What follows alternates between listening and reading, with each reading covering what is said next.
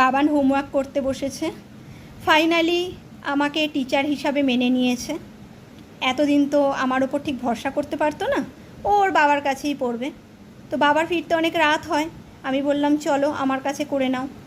যাক, এতদিন পর আমার কাছে হোমওয়ার্ক করতে বসেছে, তাও অভিনন্দা আন্টির ভয়ে, তাই তো? হ্যাঁ, আচ্ছা, আবার ঘাড় নেড়ে বলছে হ্যাঁ। আর হোমওয়ার্ক না করলে আমি কি করব এক্ষুনি?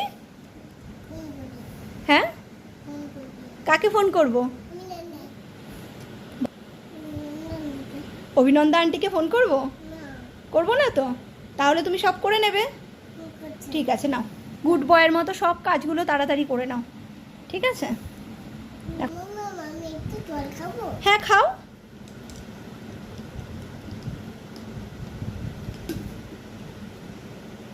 পড়তে পড়তে ক্লান্ত হয়ে গেছে বেচারা।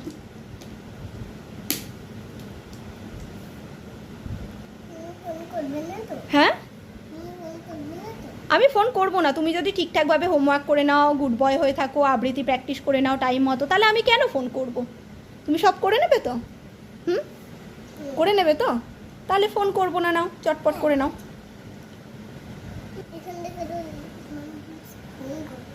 না না, ফোন করব না, তুমি হোমওয়ার্ক করে নাও, কমপ্লিট করো।